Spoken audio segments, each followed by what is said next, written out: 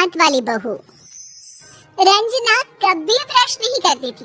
उसे कितनी बार उसके माँ बाप ने डांटा, लेकिन उसका कोई असर उस पर होता ही नहीं था, जिस कारण से उसके दांत पीले पीले हो जाते हैं शादी के बाद। अरे बहू, वैसे तो तुझ में कोई कमी नहीं है, पर तेरे दांत इतने पीले कैसे हैं बेटा? कैसे मतलब? कोई सर्जरी थोड़ी ना कराई है। वो तो क्या नाम, मैं ब्रश नहीं करती थी तो पीले हो गए।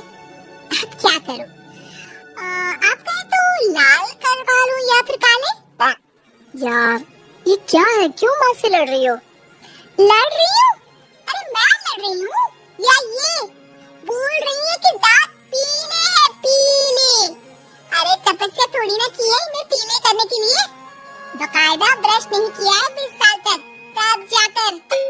छी, कैसी बात कर रही हो? ये उस वक्त तो पीले नहीं थे जब हम लोग तुम्हें देखने आए थे। अरे तब साफ करवा लिया होगा डेंटिस्ट के पास जाकर। अब देखो कैसे पीले पीले लग रहे हैं। रंजना सास की तरफ गुस्से से देखती है। फिर शुरू हो गई पीले पीले पीले। अरे पीले तो तब भी थे जब मेरे हाथ का रसगुल्ला उड़ा उड़ा कर खा रही थी और बोल रही थी, लड़की नहीं गुणों का खजाना दे रहे भाई साहब।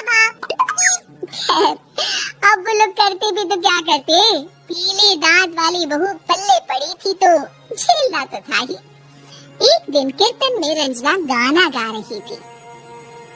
अरे कमला बहन, माँ का द्वार आया तो सब शुद्ध कराते हैं, फिर अपनी बहू को ब्रश भी नहीं कराती तुम। दूर से पीले पीले दांत भक्ति में बाधा उत्पन्न कर रहे हैं। अरे कोई 2 साल के बच्चे थोड़ी ना लेकर आई हूँ मैं बहू बनाकर। अच्छी खासी लड़की है, अरे कैसे करवाऊं ब्रश? ये तो उसे खुद करना चाहिए ना। अब माँ बाप तो इसके जैसे तैसे निपटा दिए, ये नहीं सोचा कि सास कैसे संभालेगी। सास बहू को लेकर घर आ जाती है, लेकिन सोच लेती है कि अब इसे लेकर कहीं नहीं जाएगी। अगले रोज बहू कहती है, अरे क्या हो गया, मंदिर नहीं जाना क्या? कीर्तन का वक्त हो रहा है। मेरी मधुर वाणी से कान्हा जी जागते हैं और सोते हैं। आप तो जानती है ना उनकी भक्ति में कितना मन लगता है मेरा। वो क्या है ना, तबीयत ठीक नहीं लग रही है मेरी, आराम करूंगी मैं। तबीयत ठीक नहीं लग रही? अभी तो मिथुन के गाने पर नाच रही थी आप, और आप बोल रही है कि तबीयत ठीक नहीं लग रही। अरे भक्ति में मन लगा लो सासू माँ, ऊपर जाना है, क्या मुंह दिखाओगी आप? हाँ? सास को बहू की बात पर गुस्सा आ जाता है। मैं क्या मुंह दिखाऊंगी, इसकी चिंता तो ना कर, समझी? अपने मुंह की चिंता कर, जो ये पीले पीले दांत लेकर हर जगह पहुंच जाती है। पता है लोग कितना मजाक बनाते हैं। ना जी ना, मैं नहीं जाना कहीं तेरे साथ। तो ये बात है, कोई ना, मत जाओ, मैं अपने कमरे में ही बैठकर भक्ति कर लूंगी। ऊपर वाला दांत थोड़ी ना देखता है, मन देखता है, भावना देखता है। और अरे बस बस, तू सब कुछ दिखा, बस ये सफेद चमकदार दांत ना दिखाना किसी को, है? जा यहाँ से। बहू को सास की बात का कोई फर्क नहीं पड़ता, वो तो जैसी थी वैसी ही रह जाती है। सुबह नहाकर किचन में खाना बनाना, फिर खाना खाना, कीर्तन भजन करना और सो जाना। एक दिन, माँ जी मैं सहेली के घर जा रही हूँ, शाम को लेट आऊंगी। हाँ तो जाना, मैंने कौन सा तेरी आरती करनी है घर पर बैठकर। रंजना सहेली के घर जाती है, जहाँ वो पार्टी में जाने की तैयारी कर रही होती है। अरे शिखा, कहाँ जाने की तैयारी कर रही है?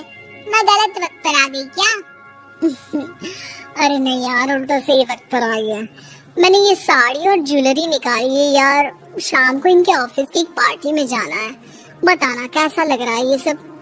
नहीं यार, इस ड्रेस के साथ तो वो वाली ज्वेलरी अच्छी लगेगी। हाँ सही बोल रही है, मैंने ध्यान ही नहीं दिया। वैसे तो हमेशा से मस्त फैशन सेंस रखती है, तो बड़ा जाती होगी ना पति के साथ पार्टी में।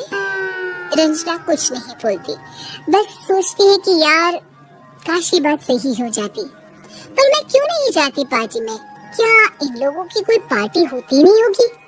रंजना घर आती है और रात में पति से सवाल करती है, एक बात बताइए, आप मुझे किसी पार्टी में क्यों नहीं ले जाते? क्या आपके यहाँ ऑफिस में पार्टी नहीं होती? पति बेचारा क्या कहता कि दांत पीले हैं तुम्हारे इसलिए। अरे कोई पार्टी होती नहीं हम लोगों के ऑफिस में, तो कहाँ से लेकर जाऊं? और मार्केट, मॉल, कहीं वीकेंड घूमना, कहीं तो अरे यार सारे हफ्ते में एक छुट्टी मिलती है, तो सोचता हूँ कि आराम ही कर लूं। क्यों? रंजना मन मार के रह जाती है। पहले कभी सास के साथ मंदिर जाया करती थी, लेकिन वो भी सास ने ले जाना बंद कर दिया। घर बैठी बैठी रंजना बोर हो जाती है। तभी उसे आइडिया आता है और वो मायके जाने का सोचती है। सासू माँ, 2 दिनों के लिए मम्मी के घर जा रही हूँ। अच्छा ठीक है, आराम से जा। और हाँ, माँ से कुछ अच्छी आदत सीख कर आना कि कैसे शरीर के हर भाग की तरह दांतों की सफाई भी जरूरी होती है, समझी? शुरू हो गई ना आप? वो लोग आपकी तरह नहीं है कि छोटी छोटी बात का बतंगड़ बना दे।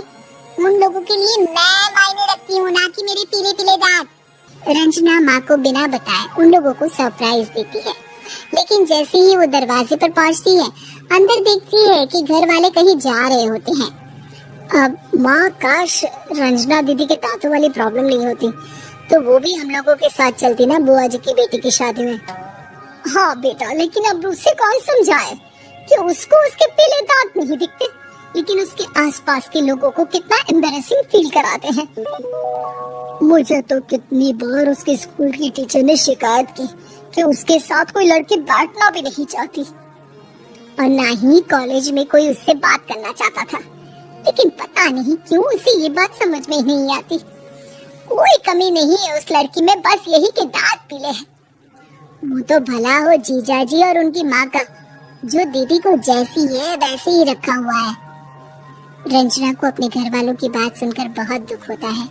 वो सोचती है कि वो क्या करे, लेकिन फिर वो सीधा डेंटिस्ट के पास जाती है, अपने दांत चमकाती है और कसम खाती है कि वो रोज ब्रश करेगी। और क्या हो गया? तुम तो 2 दिनों के लिए गई थी ना? पर कोई ना, अच्छा है, चलो आ गई तो। रंजना सास के सामने आकर खड़ी हो जाती है और पूरी स्माइल करती है, उसके चमकदार दांतों को दिखाती हुई। हाँ? चलो मंदिर। माँ, मुझे माफ कर दीजिए, मैंने आप लोगों को बहुत एम्बैरेसिंग फील करवाया। मैं आज से रोज ब्रश करूंगी।